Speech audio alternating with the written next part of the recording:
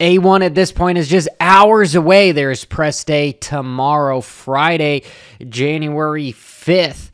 And I'm going to do a track analysis video just with the PDF because usually they drop a video that I can analyze and they haven't as of yet. So probably as soon as this goes public, they will do that.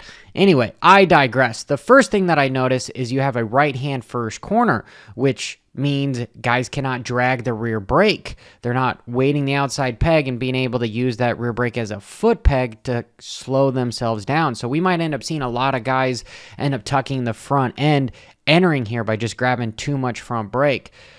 Right after that right-hander, you're going to have guys roll, and then they're going to either step over, triple single into the corner, or they're just going to step over on a tabletop, then triple double out. Or if somebody gets a good enough start, you can see them probably step on, step off, triple single. Depending upon what this lip looks like, they might end up just stepping all the way over, then tripling and doubling.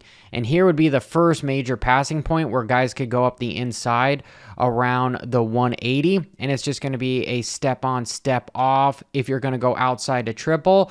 Or you might have guys that go step over, single, single to try to cut somebody off here. Then I don't believe there's going to be much passing going on here unless you're Deegan and you're on Star Yamaha against your teammate Jordan Smith.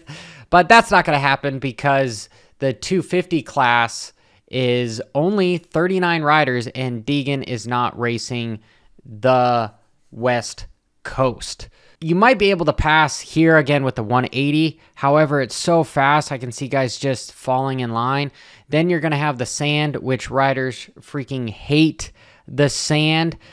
You have to end up having relatively a softer setup in the sand to let stuff move. It's Supercross, so they're going to be having incredibly stiff suspension. To a 90-degree corner, which I don't really see anybody being able to pass. Maybe through the sand, you could see somebody making a pass. So I only seeing a couple passing points right now.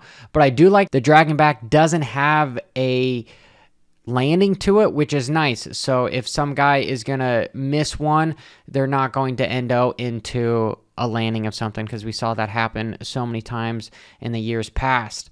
To a double, to a potential jump to the inside, or just cut somebody off on a block pass to the finish line, double, then a triple, which is going to be incredibly one line. I find it hard to see that there's going to be much passing. Then you've got the first really big rhythm section. So this back portion of the track is where you're going to get a lot of passing. And you'll probably end up seeing guys, as long as they don't get stuffed, to go triple. Yes, quad. Yes, it's a quad because there's 4 lips here. Quad over the step on, step off. I would love to see another quad, but you might see guys at this point then go step over, double, or step on, step off into the corner. You might also see guys go double, then step on, step off, then maybe quad there. There's a few different things that you can see. I personally think the fastest line we're going to see from guys is going to be the triple, quad, quad. Could you imagine if somebody could jump all 5 in there back in the Stewart days? Crazy. Then you want to keep your rolling speed. You might not see guys break a whole lot coming into here. They're probably, if they do the quad, they're going to jump potentially to the inside and then rail this outside as if it's like a berm to go down the left side of the whoops. And then they're going to have to then square back up again and go to the outside to then go down the right side of the whoops here. But these 2 whoop sections back to back is going to be a good passing period, especially if you can block somebody's entrance speed. I could almost see potentially at least one of them being set up to where it's going to end up jumping. Throughout the night, I want to say that it's more than likely you're going to see guys jump through at least one section.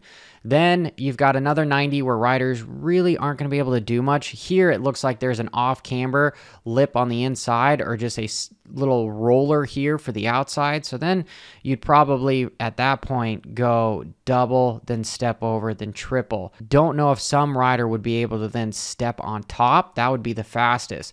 But if you end up going to the inside, you're just going to go double, then the whole step over, boom, boom, boom.